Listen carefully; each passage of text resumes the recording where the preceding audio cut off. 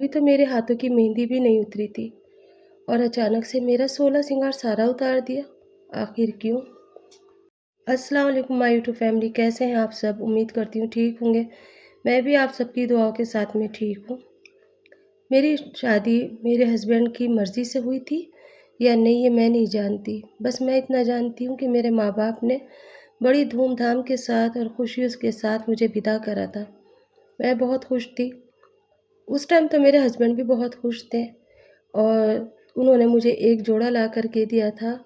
जब मैं दशहरे के दिन, कहते हैं ना वलीमा वाला जो दिन होता है उसे दशहरी कहते हैं हमारे यहाँ पे। उस दिन जब मैं अपने मायके गई थी तो उन्होंने मुझे एक मैरून कलर का बहुत ही प्यारा खूबसूरत सा जोड़ा और उसके साथ सारी चूड़ियाँ, हर एक चीज़ दी थी और कहा था कि तुम जब मैं आऊँगा ना तुम्हें लेने, तो तुम ये पहन के रखना। मैं बहुत खुश थी।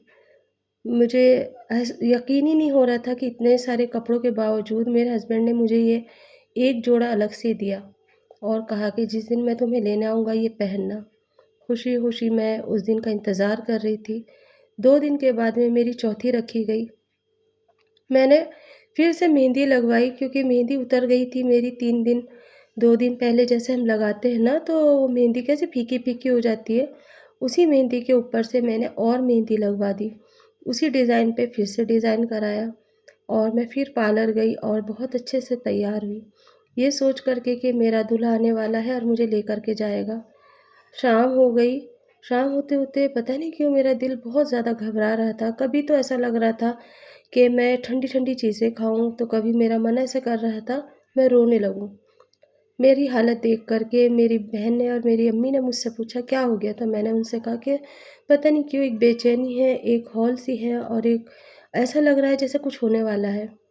अम्मी ने कहा कि अभी नई-नई शादी हुई है, अच्छी-अच्छी बातें सोचो, ये सब चीज़ें नहीं सोचा करते। अगर आप लोग ये सोचें कि मैं ये कहानी बनावटी बोल रही हूँ या मेरी कहानी किसी फ़िल्म के ऊपर है, तो फ़िल्में भी इंसानों के ऊपर ही बनती हैं। मेरी ज़िंदगी की जो ये कहानी है या ये फ़िल्म है, पता नहीं किसने देखी, किसने लिखी और कैसे मेरे साथ क्या हुआ, मुझे कुछ पता नहीं।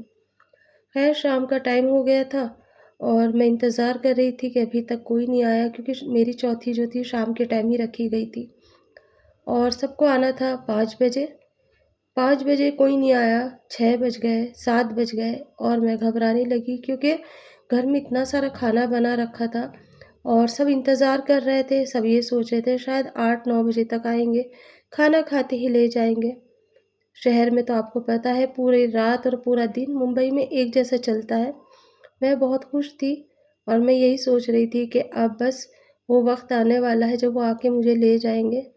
मैंने वो जो जोड़ा पहन रखा था, मेहंदी हाथों पे लगी हुई थी, मेरे बालों में गजरा लगा दिया गया था और मुझे सजा दिया था। ऐसी लग रही थी मैं आज तो वाक़ई में जैसे शादी से पहले भी नहीं लग रही थी मैं, या शादी वाले दिन भी मैं इतनी खूबसूरत नहीं लग रही थी जैसे मैं चौथी वाले दिन लग रही थी।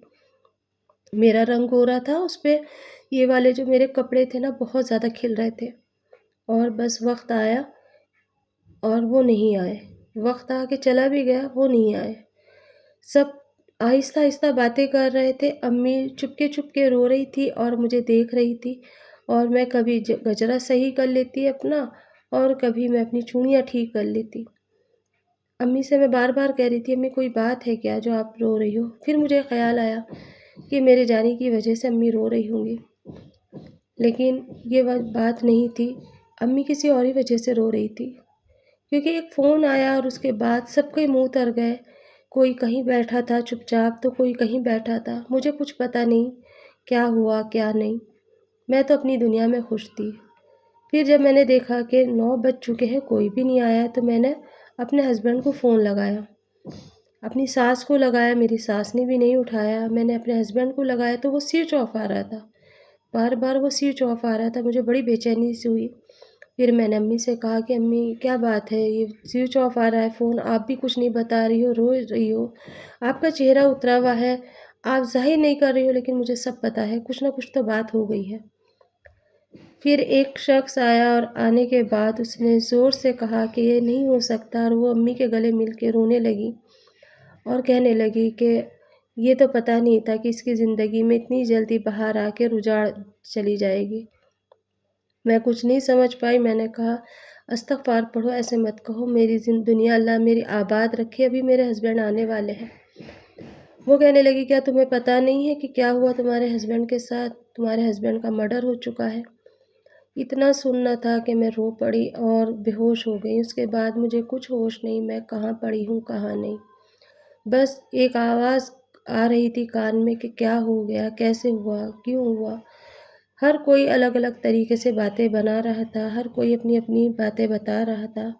میں کچھ سمجھ نہیں پا رہی تھی کہ آخر ہوا تو کیا ہوا ان کے ساتھ۔ جب مجھے ہوش آیا تو میری ساس آ چکی تھی، مجھے لے کر کے گئی، میری نند آ گئی، میری دیورانی جیٹھانی سب آئیں، سب مجھے گلے لگا لگا کے رو رہی تھی اور کہہ رہی تھی یہ کپڑے اتار دو، سادے سے کپڑے پہن لو، یہ گجرا ہٹا دو سر سے۔ کسی نے گجرا ہٹایا تو کسی نے سرخ چوڑیاں اتاری میری، کسی نے میرے جوڑا اتارا اور مجھے سادہ لباس پہنا دیا گیا۔ میری کیا غلطی تھی مجھے تو یہ بھی نہیں پتہ کہ میری زندگی میں یہ باہر آ کے 2 دن کا سایہ بن کے اور کیسے چلی گئی، کیوں میرے ساتھ یہ کھیل کھیلا اللہ نے، کیا وجہ تھی، کیا ہوا، کچھ سمجھ نہیں آ رہا تھا۔ جب میں ہاسپٹل پہنچی تو میری آنکھوں کو خود کو یقین نہیں ہو رہا تھا کہ کوئی ایسے بھی کر سکتا ہے۔ کوئی کہہ رہا تھا ٹرین سے دھکا دے دیا ہے، تو کوئی کہہ رہا تھا کسی نے لے جا کر کے مار دیا ہے، تو کوئی کہتا تھا کہ خود جا کے ٹرین کی پٹری پہ لیٹ گیا۔ لیکن اگر وہ ٹرین کی پٹری پہ لیٹتے تو ان کے تو کئی ٹکڑے ہو جاتے، وہ تو صحیح تھے۔ کوئی کہہ رہا تھا کہ اس نے پوائزن پی لیا ہے، اسے بھی شادی نہیں کرنی تھی اس کی بیوی سے، اس کا دل نہیں ملا۔ دنیا نے میرے اوپر ہی لاچھن لگانے شروع کر دیے۔ خیر روتے دھوتے وہاں سے ہم گھر آ گئے، آنے کے بعد میں ان کا جنازہ گھر آیا، پھر ان کا دفینہ کر دیا، لیکن ابھی تک میں نہیں سمجھ پا رہی تھی کہ یہ خیال ہے یا خواب ہے، اور اگر خیال ہے خواب ہے تو جلدی سے ٹوٹ جائے، میری آنکھ کھل جائے اور میں اپنی حقیقی دنیا میں آ جاؤں۔ پر میں کیا کرتی، زندگی اس موڑ پہ لے آئی تھی، دنیا مجھے آ کے اتنی باتیں سنا کے جا رہی تھی، کوئی کہتا تھا منحوس ہے تو کوئی کہتا تھا کچھ، بس اس طرح سے میں اپنی سسرال میں رہی۔ 2 دن کے بعد میری امی مجھے لینے آئی اور میری ساس نے کہا اسے لے جاؤ۔ میں اپنے گھر آ گئی، لیکن میرے دل کے اندر ایک سوال تھا کہ آخر ایسا کیسے ہو سکتا ہے، اتنا ہنسی خوشی رہنے والا، اس رات انہوں نے میری کتنی نظریں اتاری، کتنا پیار کرا، اور ایسے کیسے ہو سکتا ہے۔ کچھ دنوں کے بعد وقت گزرتا چلا گیا اور مجھے پتہ چلا کہ میرے ہسبینڈ کا کسی کے ساتھ افیئر تھا، اور اس لڑکی نے کہا تھا کہ اگر تم میرے نہیں ہو سکتے تو میں تمہیں کسی اور کا بھی نہیں ہونے دوں گی، اور اس نے ایسے ہی کرا۔ اگر ماں باپ کو پتہ تھا کہ یہ کسی اور کو پیار کرتے تو اسی سے اس کی شادی کر دیتے نا، کیوں میری زندگی برباد کری، کیوں مجھے اس دوراہے پہ لا کے کھڑا کر دیا کہ میں نہ جی سکتی ہوں نہ مر سکتی ہوں۔ 4 دن کی دلہن کو ودھوا بنا دیا، 4 دن کی دلہن کو کلنکنی بنا دیا، 4 دن کی دلہن کو منحوس بتا دیا گیا۔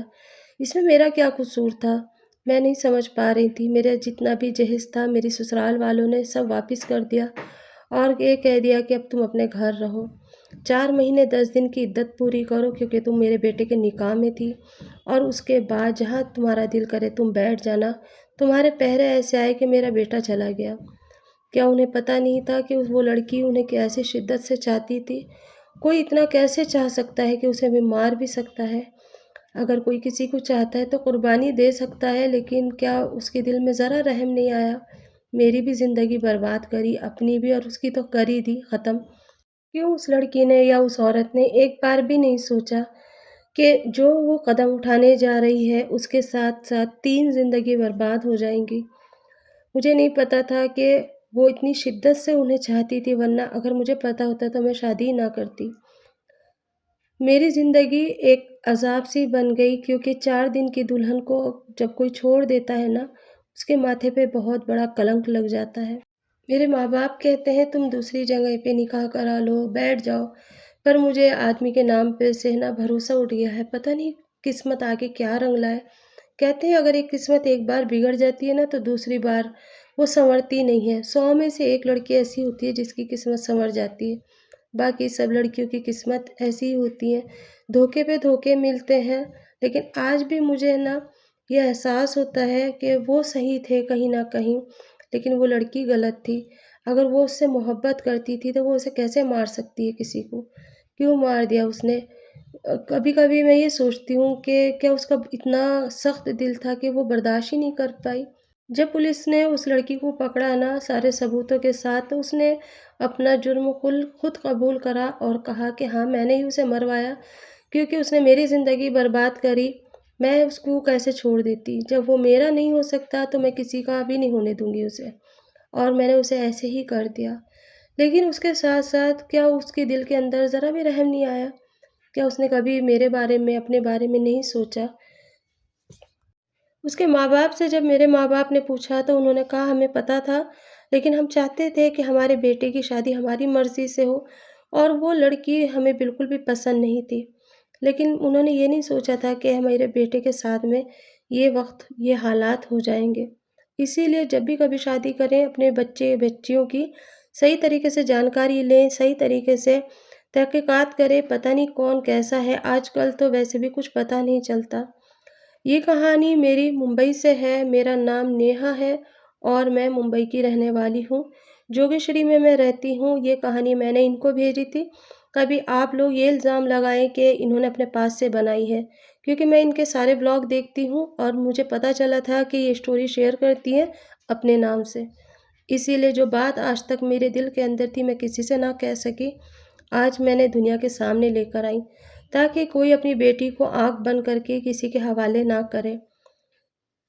ماں باپ اپنا فرض تو ادا کر دیتے ہیں، لیکن بیٹی کو کبھی کبھی وہ قرض بہت بری طریقے سے چکانا پڑتا ہے۔ میں دعا کروں گی ان بیٹیوں کے بارے میں، اللہ سب بچیوں کا نیک نصیب کرے، خوبصورت نصیب کرے اور بلند نصیب کرے۔ کسی ماں باپ کو اپنی بیٹی کی دکھتی آنکھ بھی نہ دیکھنے کو ملے۔